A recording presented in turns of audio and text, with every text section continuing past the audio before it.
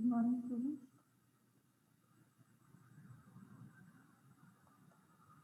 I hope you can see the slide, see this notes that I have prepared. और आज का topic है acid base catalysis का kinetics, ठीक है। रेट लॉ इक्वेशन को अप्लाई करके how we are going to understand the chemical reaction या फिर रेट लॉज किस तरीके से एप्लीकेबल हैं in case of acid base catalysis. तो ये आज की टॉपिक है and let's just wait for other students to join इन।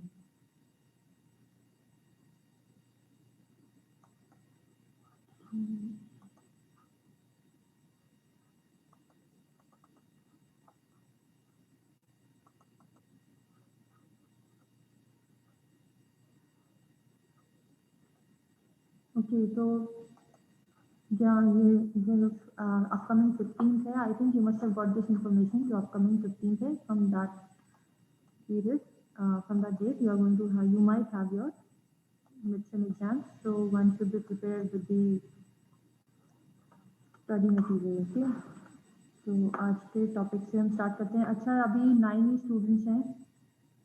एक स्टूडेंट ने मुझसे पूछा था कि आज क्लास कैसे है। सो आज क्लास इसलिए है क्योंकि आपके जो एहसान सर हैं, if you can hear me, can you all hear me? Hello,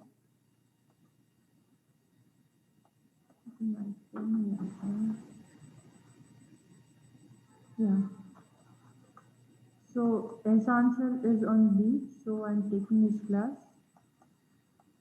तो आज का टॉपिक स्टार्ट करते हैं। तो स्टूडेंट्स, ये वाली जो यूनिट है इसमें किसी को डाउट तो नहीं है? अभी बाकी स्टूडेंट्स भी ज्वाइनिंग कर रहे हैं, तब तक मैं पूछ लेती हूँ आप लोगों से, ठीक है। ये वाली जो फर्स्ट स्लाइड है कैटालिसिस की, 15th इज योर जो मंडे है उससे नेक्स्ट वीक में मंडे। तो तब तक आपका एग्जाम स्टार्ट हो जाएगा और आपका यूनिट 2 फेज रूल भी कंप्लीट हो जाएगा, ठीक है। तो तब तक आप ये सारा जो फ्यूल्स वाला चैप्टर है इसको प्रिपेयर करके रखो और कैटालिसिस प्रिपेयर करके रखो। तो इस पर्टिकुलर स्लाइड में किसी को प्रॉब्लम है? Catalysis, homogeneous catalysis, heterogeneous catalysis, दोनों का डिफरेंस, उनसे related equations, activation energy, endothermic activation energy या एक्सोथर्मिक एक्टिवेशन एनर्जी, उनके ग्राफ्स में, ठीक है। ये मेजर है आज के जो सेकेंड यूनिट है उसके लिए, ठीक है। कैरेक्टरिस्टिक्स ऑफ कैटालिसिस ये प्रॉपरली कर लेना। ऑटो कैटालिसिस का 3 नंबर का 4 नंबर का क्वेश्चन आ जाता है डायरेक्टली, तो वो भी एक बार देख लेना ऑटो कैटालिसिस का, इसकी एग्जांपल्स और ये कॉन्सेप्ट क्या है, ये सबको आना चाहिए प्रॉपर्ली, ठीक है। सिमिलरली एब्जॉर्प्शन वाला है, एनर्जी प्रोफाइल ऑफ एब्जॉर्प्शन जो हेट्रोजेनस कैटालिसिस में यूज होती है। फिजॉर्प्शन और केमिजॉर्प्शन और फिजिकल ऑप्शन का डिफरेंस, ये भी एक मेजर क्वेश्चन है जो आ जाता है, ठीक है। So one should be prepare. 21 students have joined in, so let me just start with the today's lecture.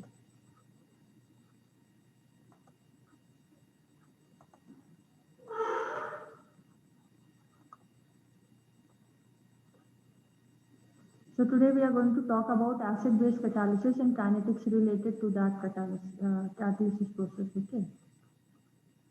तो acid-base catalysis दो पार्ट्स में डिवाइडेड है। बेसिकली होमोजेनस कैटालिसिस के में यूज होता है एसिड बेस कैटालिसिस, क्योंकि अब इसमें एक क्वेश्चन आ जाता है जो हमारे इसमें सभी के दिमाग में आना चाहिए, वो ये कि होमोजेनस के केस में ही क्यों हम बात करते हैं एसिड बेस की। होमोजेनस के केस में इसलिए बात करते हैं क्योंकि एसिड और बेसिस यूजुअली सॉल्यूशन फॉर्म में यूज किए जाते हैं इन रिएक्शंस, ठीक है। ये तो सभी को एक केमिस्ट्री में अभी तक देखते आ रहे हैं, तो सभी को ये एक आइडिया होगा कि होमोजेनस क्या था। होमोजेनस वाज सेम फेज, ठीक है। हेटेरोजेनस के कैसे थे? हेटेरोजेनस वाज मेटल या मेटल ऑक्साइड, ठीक है। तो जब भी हम एसिड बेस कैटालिसिस के काइनेटिक्स की बात करेंगे, we are referring to homogeneous one. Why?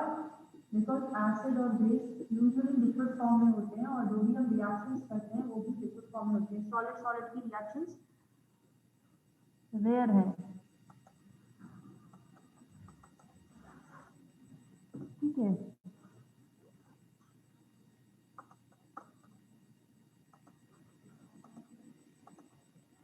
Okay. So today we are going to do this particular topic और इसमें एक major equation involved है जिसको मैं बोर्ड पे लिख देती हूँ. And after that we will do the kinetics from the board. यहाँ पे जरूरत होगी, I'll come back to the board.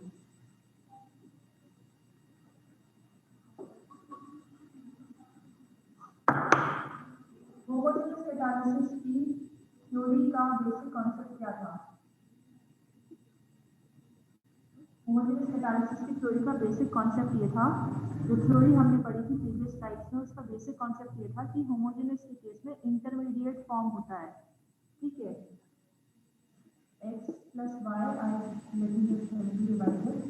ये c है, sorry, this is your c, this is your catalyst.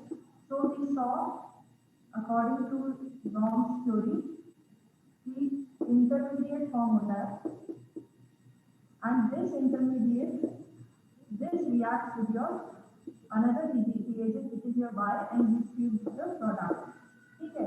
इस बेसिस पे, इस पर्टिकुलर बेसिस पे ये सारी होमोजेनियस थ्योरी फॉल बैक करती है, ठीक है. ये हम ऑलरेडी पढ़ चुके हैं. तो अगर इसी थ्योरी का बेस का अगर काइनेटिक इक्वेशन लिखनी पड़े तो how you are going to write it? Students are joining it, so I let me just add हो जाएगा तभी ऐड होगी, ठीक है. सो ये रेट इक्वेशन है. यहाँ पे let's just start with the acid catalyse rate equation. What is the substrate या सब्सटेंस रिएक्टेंट को हमने किससे नोटिफाई किया? को नोटिफाई किया है हमने S से, ठीक है. What is the AH? AH is the acid that is getting used.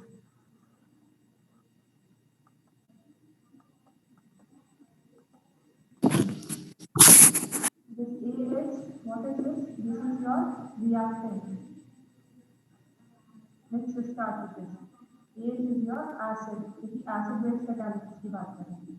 अब ये रिवर्सिबल रिएक्शन हो सकता है. So what are the two orders or what are the two rate constants? The rate constants are K1 for the forward reaction and K2 for your backward reaction. And what is getting formed? According to this homogeneous theory, there is an intermediate that is getting formed before the formation of final product.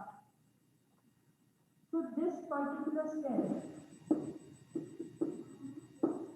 this step is forward reaction is your fast reaction. Okay, ये आपका fast reaction में आता है. So are fast reactions involved in your rate determining step? No, they are not involved in your rate determining step. ठीक है, fast reactions पे dependent नहीं होते हैं rate.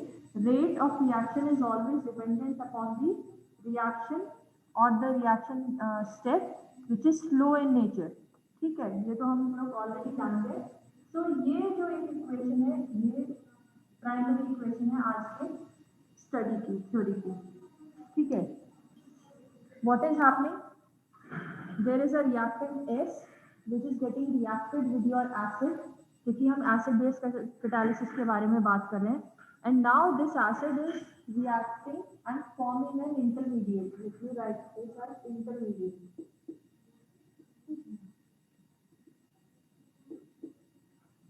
An intermediate is formed, ठीक है. अब इस इंटरमीडिएट के फॉर्म होने पे दो कंडीशंस बन जाती हैं. Let's just go back to the notes. So intermediate के फॉर्म होने पे दो कंडीशंस बन जाती हैं. First condition is that this particular intermediate HS plus, यहाँ पे जो शो किया है, this particular intermediate, this reacts with your H2O और it reacts with the base, ठीक है. दो कंडीशंस बनती हैं. एक सोल्यूशन में है जिसमें आपने एक रिएक्टेंट लिया है, जिसमें एक एसिड है, और एक आपका रिएक्टेंट है. ये दो रिएक्टेंट्स हैं और ये दोनों रिएक्टेंट्स आपके रिएक्ट किए और एक इंटरमीडिएट फॉर्म किया. Now this intermediate has got to possibilities. The first condition is that it reacts with water and gives you the product P here, or it reacts with the base in the second condition and gives you the product here.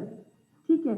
So the first condition है in which it's reacting with water, let us just write the equation and figure out the rate constant for the particular value.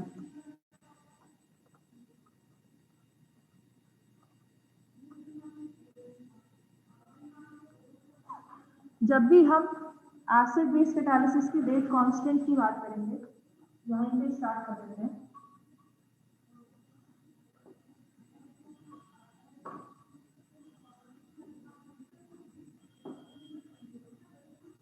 ठीक है, हमने first equation क्या लिखी थी? हमने equation लिखी थी A1 and A2, which is your SH, which is your intermediate, then it's your A minus. Okay, fine. अब इसमें दो कंडीशंस है. First condition is reaction with water to form product. Okay. So what is happening? This particular SH or your intermediate is reacting with water and give you a product, and this is your product and this is your hydronium ion. ठीक है, यहाँ तक तो समझ में आ गया होगा कि एक ये इक्वेशन है जिसमें कि ये रिएक्टेंट्स है, ये एसिड है, फॉरवर्ड और बैकवर्ड रिएक्शन की रेट कांस्टेंट गिवन है और एक इंटरमीडिएट फॉर्म कर रहा है. तो फर्स्ट कंडीशन में the intermediate is getting reacted with your water molecule and giving you the product. Now students, there is an assumption here, okay, and the assumption that has been made is that the concentration of water usually remains very constant. The I repeat, concentration of water here, concentration of water remains constant in very dilute reaction. ठीक है, तो ये एक assumption है इस particular theory का. So what will be the rate law? Using the rate law equation, what will be the rate of reaction? Rate of reaction क्या होता है?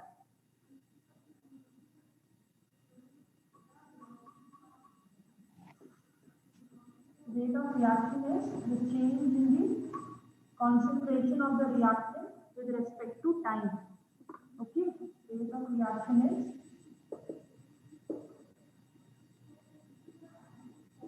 change in the concentrations of reactant with respect to time. ठीक है, time factor. So what is happening? What is your reactant here? It's your substrate or the starting one, which is your S. So how is it related to this change in this concentration of this particular reactant, this S, with respect to time? तो इसमें जब हमने यहाँ पे एक rate law की equation लिखी थी, तो what did we figure out? We figured out that this particular reaction here, okay, this particular reaction of SH reacting with water is a slow reaction. So this will be considered as the right reaction for calculating the rate law. ठीक है, और the rate constant. और ठीक है, so assumption क्या था? K3 is the rate constant. What is the concentration of intermediate or the reactant in the slow step? It's your intermediate SH. यहाँ पे एक assumption हमने लिया है कि water की concentration change नहीं होती है. ठीक है, so we are neglecting water in calculation of rate constant. यहाँ पे देखो, ठीक है, ये इस एरिया में. ठीक है, so what we are doing, we are what is rate constant? Rate constant is the change in the concentration of reactants with time. सो और वो किस पे डिपेंडेंट है, वो डिपेंडेंट है आपके स्लो स्टेप पे या स्लो रिएक्शन स्टेप पे, ठीक है। तो स्लो रिएक्शन स्टेप कौन सा था, इंटरमीडिएट का reaction with your H2O। You can refer to the notes when I will give you the notes. So ये वाला जो रिएक्शन है, this is your slow reaction and it will be used for calculation of rate constant, जो कि हमने यहाँ पे किया। So we have got a particular value here, okay. Now let's just go back to the slide.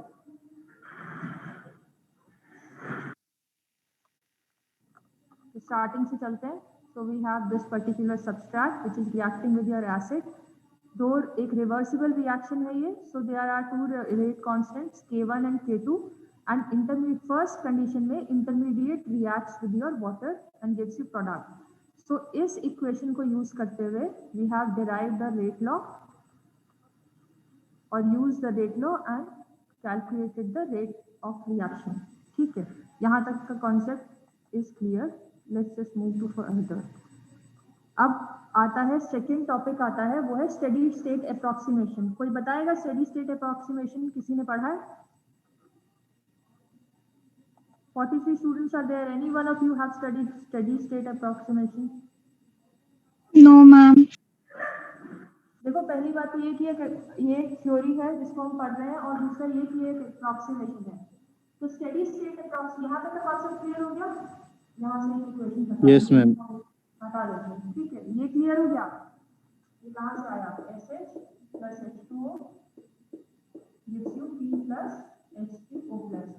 assumption क्या था? इसकी concentration change नहीं होती, इसलिए rate of reaction is this particular calculated. अगर ये इसकी concentration change होती तो हम इसको भी यहाँ पे mention करते हैं, बट क्योंकि ये एक assumption है कि ये concentration change नहीं हो रही है for very dilute reaction, so we are not using it. We are only using this particular thing for calculation of rate constant. अब आती है बात steady state approximation.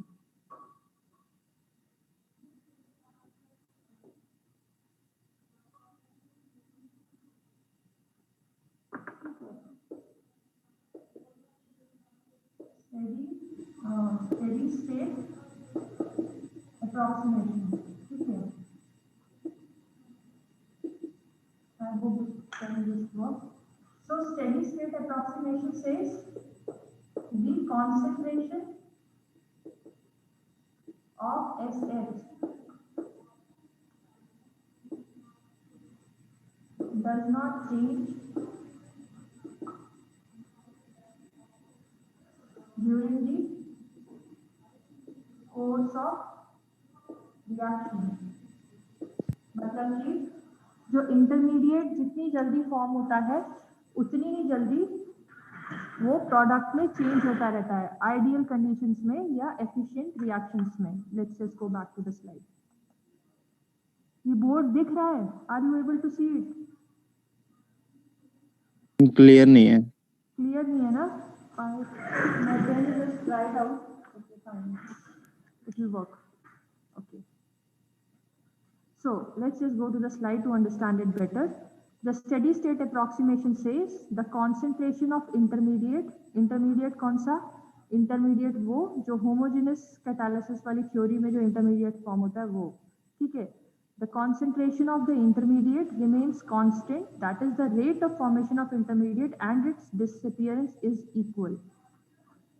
ठीक है, ये यहाँ तक एक ये स्टेडी स्टेट अप्रोक्सीमेशन को इस टर्म्स में समझा जा सकता है. अब उसके बाद आती है बात आपकी स्टेडी स्टेट अप्रोक्सीमेशन से रेट को कैलकुलेट करने की. So according to this particular value और according to this particular assumption, the rate of reaction depending upon the intermediate is calculated like this. ठीक है, तो इसको एक बार बोर्ड पे मैं लिख देती हूँ so that you understand. Steady state approximation का concept तो clear हो गया? Yes ma'am. अभी हम क्या बोल रहे हैं? The concentration of SH or the intermediate does not change with time. तो अगर हम rate of reaction लिखेंगे तो उसको किस तरीके से लिखेंगे? We are going to write it B SH plus BT does not change. Okay, यही तो है ना स्टेडी स्टेट अप्रोक्सीमेशन। अब इस पूरी इक्वेशन को हम जो रिएक्शन हम कर रहे हैं उससे हम डिराइव करते हैं रेट कांस्टेंट्स के through. So the first reaction was AH plus gives you K1. In the reversible reaction is K2, it gives you SH plus your A minus. And in the second one is the SH plus H2O K3. Okay. And it gives you the product and your hydrogen ion. Fine. अब इसको लिखना शुरू करते हैं, ठीक है। Concentrations दोनों की केसेस में अगर रेट कांस्टेंट 1 की बात हो रही है तो उसके रिएक्टेंट्स कौन कौन से हैं? जस्ट बी क्विक, इसको लिखना शुरू करना है, इसलिए बताओ फिर अगर रेट कांस्टेंट फॉरवर्ड रिएक्शन की बात हो रही है तो उसके रिएक्टेंट्स कौन कौन से हैं? मैम S और AH। हाँ तो उसको कैसे लिखेंगे? K1 concentration of S and AH। अब नेक्स्ट क्या है? Next is K2। So how we write it? K2 into concentrations of K2 के product reaction। So K2 is a backward reaction और ठीक है, ये फॉरवर्ड रिएक्शन होता है, this is a backward reaction. So K2 is a backward reaction, so we will again write the concentration of the reactants for backward reaction, which is your K2SH plus your A minus। Okay, यहाँ तक लिख दिया। अब जो next है, क्योंकि ये सब सब्सट्रैक्ट से जो इनिशियल सब्सट्रैक्ट है उससे रिलीज होते हुए इक्वेशंस है, so we are going to again reduce the rate constant to get a final rate constant, which is your K3 into what are the reactants here? The reactants are SH plus। अच्छा अब इसमें बताओ H2O लेना है कि नहीं लेना? Ma'am लेना होगा ना। लेना होगा। और पहले अभी एक स्टेप पहले क्या अजम्पशन था? नहीं मैम वो कांस्टेंट मान लेते हैं ना H2O को। हाँ, H2O तब हम नहीं लेते हैं जब सॉल्यूशंस बहुत डाइल्यूट है। और मैम यहाँ पर तो हम ओवरऑल निकाल रहे हैं ना। ओवरऑल निकाल रहे हैं, but we are right now we are talking about approximation की बात हो रही है। Right now we are talking about an approximation which was applied earlier, which says in very dilute solutions concentration of this H2O does not change, so we are not going to add here H2O यहाँ नहीं लिखेंगे। Now bring this whole thing into one side, so K1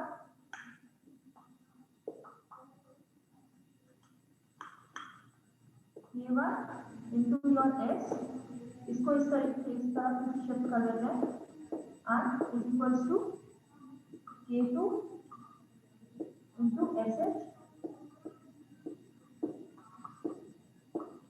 K3 into SH plus। Let's just go back to the slide, ठीक है। तो अगर आपने यहाँ तक ये वाला पार्ट अगर आपने सही लिख लिया है, देन तो the next is your simple maths आपको यूज करनी है। How you have to use it, let me tell you.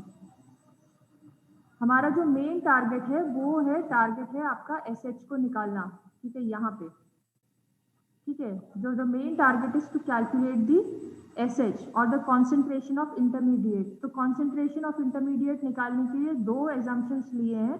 First is the concentration of water does not change, secondly the concentration of intermediate does not change over the period of time और over the period of reaction.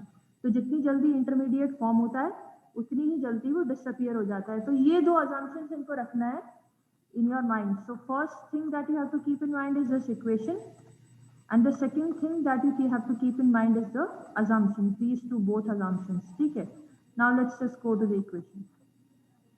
So when we kept this K1 और the forward reaction का equation, हमने rate law equation यहाँ पे on the left side we have kept it. We have calculated the concentration of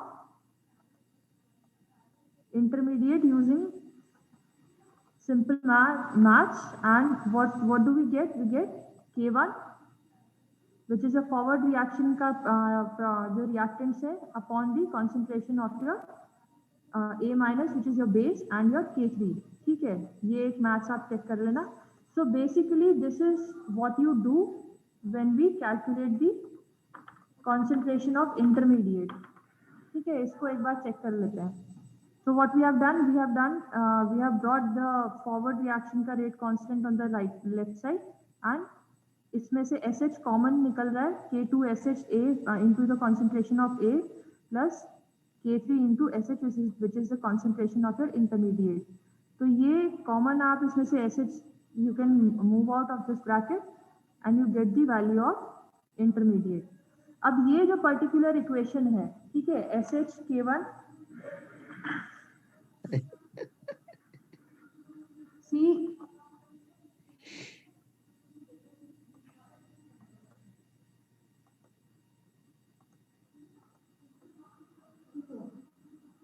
so finally what we are going to do, we are going to use this particular steady state approximation equation and put it here in this value or here.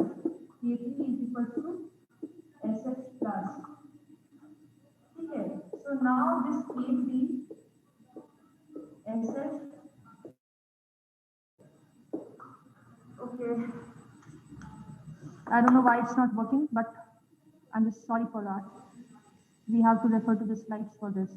So what I have done, I have calculated the intermediate value and I have kept this particular value, the value that I have calculated for intermediate in this K3 area. Okay, ये इस rate equation में हम put करेंगे और इसमें दो particular conditions आ जाती हैं. The first condition is कि जो K3 है, जो rate constant of the slow step, जो slow reaction है, वो बहुत ज़्यादा है. It's bigger than your K2. ठीक है, इसका मतलब क्या है, अगर K3 बड़ा होगा, बहुत ज़्यादा बड़ा है, rate constant of this particular intermediate to product reaction is very high. So what does that mean? Can anyone tell? इस reaction में, ये वाले reaction में, अगर ये K3 is very big, ठीक है, K3 is greater than K2. If it's very big, then what does this mean? Manish Yadav. I think Manish is here. हाँ Manish, अब आप बताओ. ठीक है, this is a logical question. Actually, I just bought this new marker, but I don't know why it's not working on this board. So let's just go back to the slide. Okay, slide से समझ में आ ही रहा होगा थोड़ा बहुत. So अब आप बताओ कि मनीष की अगर K3 is very big, ठीक है, rate constant K3 is very high और the magnitude is higher than K2, तो उसका क्या मतलब होगा?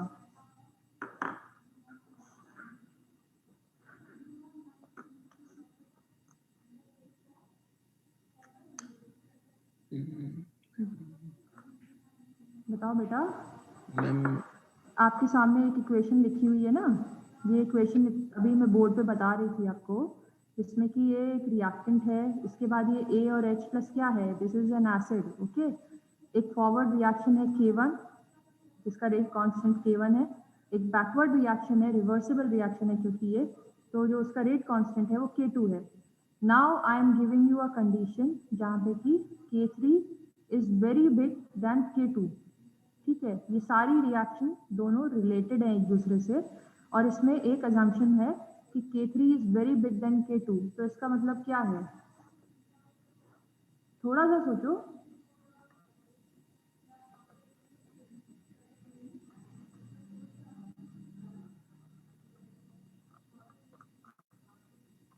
चलो सभी के लिए बता देती हूँ. मैम फॉरवर्ड रिएक्शन फेवर्ड होगा.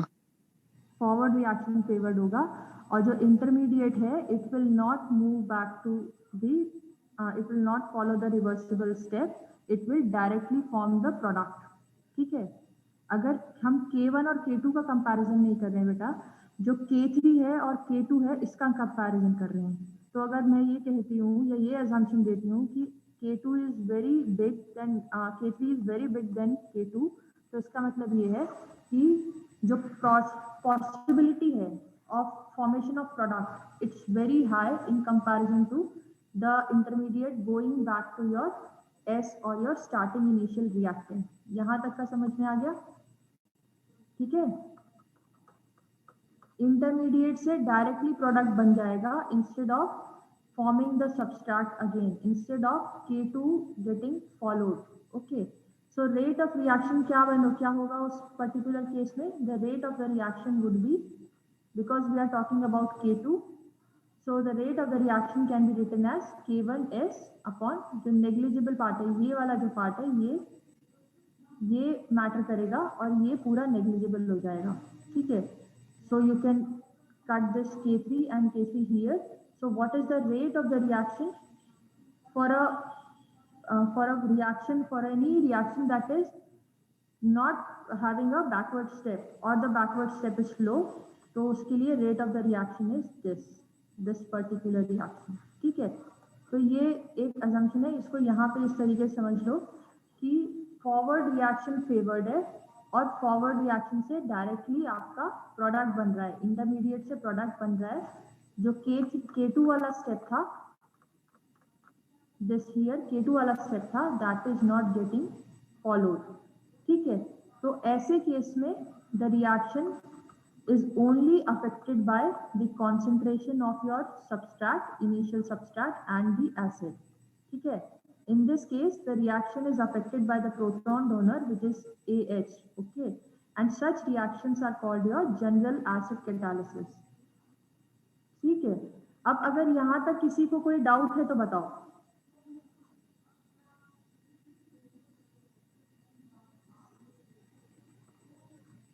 इसको पूरा एक बार चेक कर लेते हैं, फिर से assumptions पढ़ लेते हैं. ठीक है, ये एक रिएक्शन था स्टार्टिंग में, which is your substrate reacting with your acid and giving you K1 and K2 and giving you the rate constant of forward and backward reaction. यहाँ पे हमने दो assumptions लिए थे. First assumption was that the water is का concentration does not change. Had the water's concentration changed, तो हम rate equation में यहाँ पे mention करते water को, which we did not do. So the first assumption that we made was the concentration of water is not getting changed. Now the second assumption that we made for the reaction to calculate is for the rate of the reaction to be calculated is your steady state approximation. And what does the steady state approximation says? Steady state approximation says that the intermediate remains constant or the concentration of intermediate is not changing over a period of time. So using the rate law, the rate equations जो हम chemical kinetics में use करते हैं, I have mentioned it here. We wrote the equation यहाँ पे कि K1 into the concentrations of your reactants for K1 forward reaction minus K2 the concentration of reactants for backward reaction minus the K3 which is your concentration for your product वाला slow step reaction. ठीक है, so this particular equation helps you find out the, what does this do? This helps you find out the concentration of intermediate. So by doing this simple maths, rearranging the whole equation, we derive to one particular formula which is your intermediate into the concentration of intermediate is equals to the rate constant of forward reaction upon the rate constant of backward reaction plus your K3 which is your slow step reaction. अब यहाँ पे दो assumptions लिए हैं. The first assumption is कि K2 हो ही नहीं रहा है या फिर बहुत ज़्यादा कम है उसकी वैल्यू. तो अगर बहुत ज़्यादा कम अगर उसकी वैल्यू होगी, so what we get this particular rate of reaction. और ये rate of reaction ये कहता है कि आपका जो concentration है या rate of reaction है वो सिर्फ और सिर्फ forward reaction के reactants पे dependent है. ठीक है, let me just go back to the board and help you figure out. ठीक है, यहाँ तक हम पहुँच गए थे. यहाँ पे एक रिएक्शन थी और उसके बाद we calculated this. हमने जो रेट लॉ वाला स्टेडी स्टेट अप्रोक्सीमेशन लिया था या जो रेट लॉ वाला इक्वेशन लिया था वो पूरा इक्वेशन क्यों लिखा था यहाँ पे? वो पूरा इक्वेशन क्यों लिखा था यहाँ पे? वो पूरा इक्वेशन इसलिए लिखा था कि हम SH की वैल्यू या फिर इंटरमीडिएट की वैल्यू, इसकी कॉन्सेंट्रेशन निकाल सके. So what did we find out? The intermediate value was found out by K1, which is not S plus AH over K2, which is your rate constant for a backward reaction, into A minus plus the K3. ठीक है, K3 क्या है? K3 is the rate constant for slow reaction. अब हमें ये value या फिर ये वाली पर्टिकुलर वैल्यू मिल गई है. ठीक है, ये वाला पर्टिकुलर वैल्यू ये पूरा मिल गया है हमको. तो अब हमें इसको क्या करना है? इसको K3 में सब्स्टिट्यूट कर देना है. यहाँ पे रेट इक्वेशन में इस SH वैल्यू में सब्स्टिट्यूट कर देना है. And what do we get? We get this particular equation. ये फाइनल आपका रेट इक्वेशन है फॉर एसिड बेस कैटालिसिस. ठीक है, अब इसमें specifically for acid catalysis, because हम इसमें एसिड की बात कर रहे हैं. नेक्स्ट जो आपका असम्पशन दिया था वो ये था कि अगर K2 की वैल्यू अगर बिल्कुल नेग्लिजिबल है तो रिएक्शन किस पे डिपेंड होगी? सिर्फ फॉरवर्ड रिएक्शन के कॉन्सेंट्रेशन पे डिपेंडेंट होगी.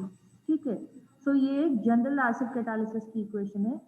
सेकेंड असम्पशन जो है वो ये है कि K2 की वैल्यू जो बैकवर्ड रिएक्शन है उसकी वैल्यू अगर बहुत ज़्यादा है तो कैसे आप रेट कांस्टेंट को अफेक्ट करोगे या कैलकुलेट करोगे. ठीक है, so for that we have the rate equation as this. यहाँ से ये जो पर्टिकुलर ये वाली इक्वेशन है इसमें से we have remove the K3 क्योंकि वो नेग्लिजिबल है इस टाइम पे, इस सेकेंड असम्पशन में. So we have remove this K3 and we have this particular rate equation. ठीक है, अब ये तो हो गया उन केसेस के लिए जहाँ पे कि बैकवर्ड रिएक्शंस बहुत स्ट्रॉन्ग है. Can you all follow me? ये वो इक्वेशन है जिसमें जो कि बैकवर्ड रिएक्शंस के लिए यूज की जाएगी अगर बैकवर्ड K2 बहुत ज़्यादा है और K3 उसकी कंपैरिजन में बहुत कम है. So we are going to use this particular reaction.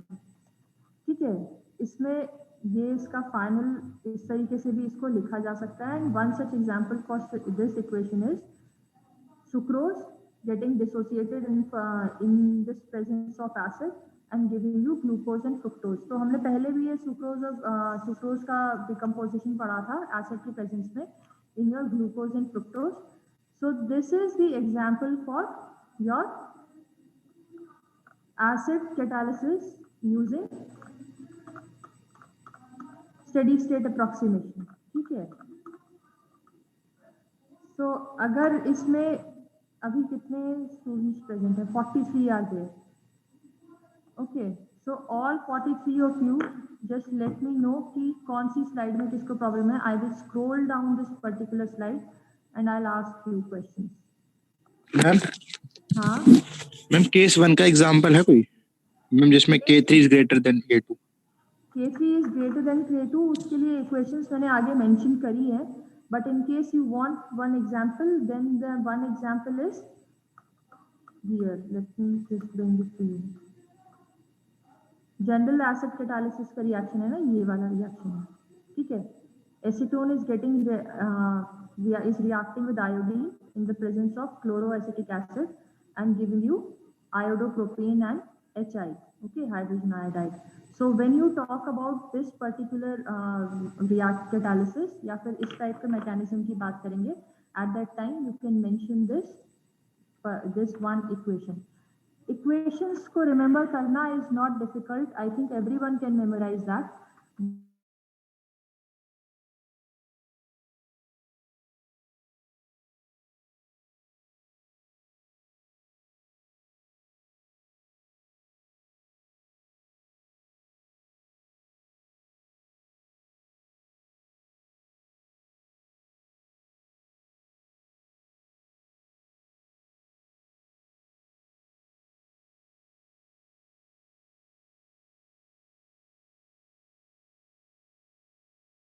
Sixteen students are there. किसी को प्रॉब्लम है इसको समझने में?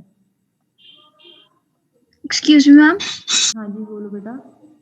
मैम जैसे आपने बोला था कि K3 सबसे बड़ा है तो वो इंटरमीडिएट फॉर्म नहीं करेगा डायरेक्ट प्रोडक्ट बना दे।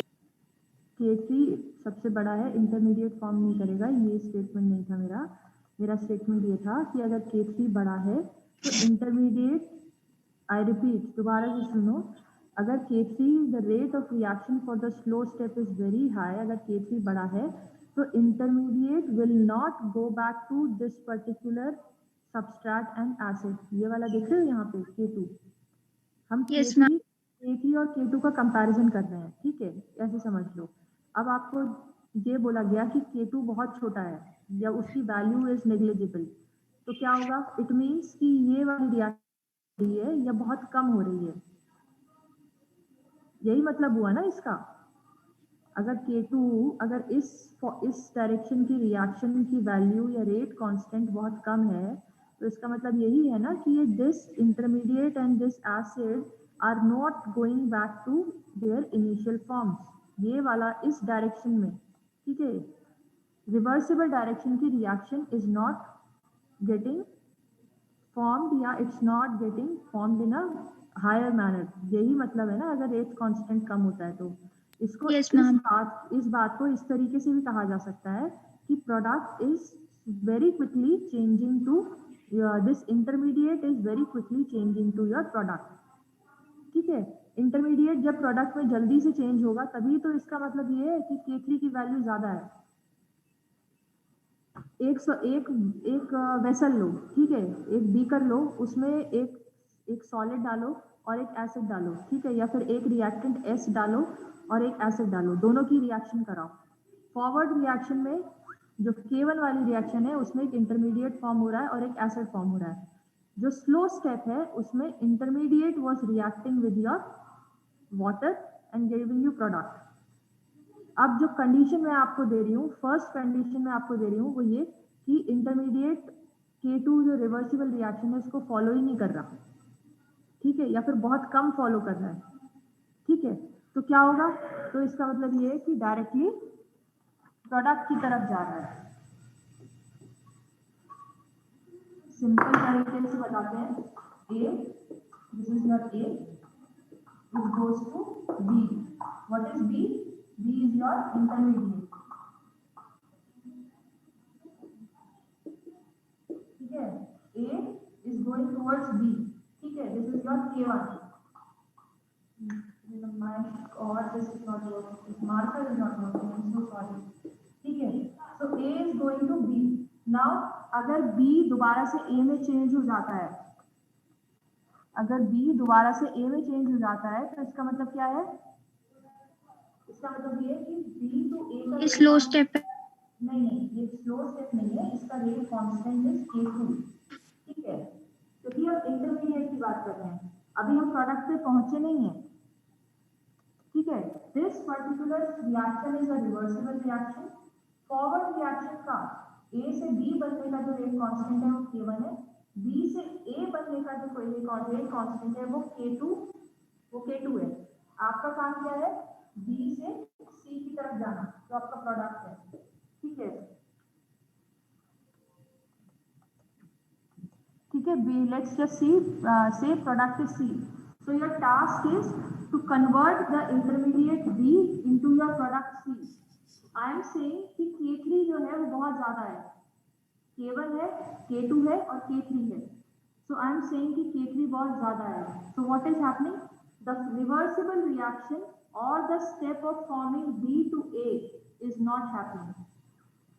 इसको हम कल की क्लास में कंटिन्यू कर लेंगे and I will help you understand this better, but I will send you the slide जिससे कि आप लोग अपने डाउट्स पूछ लो and I will draw it on a paper to help you understand better this marker, this it ditched me today, okay. So मैं notes भेज दूंगी and we will take up the class tomorrow, ठीक है बेटा? Okay ma'am, okay ma'am. Bye.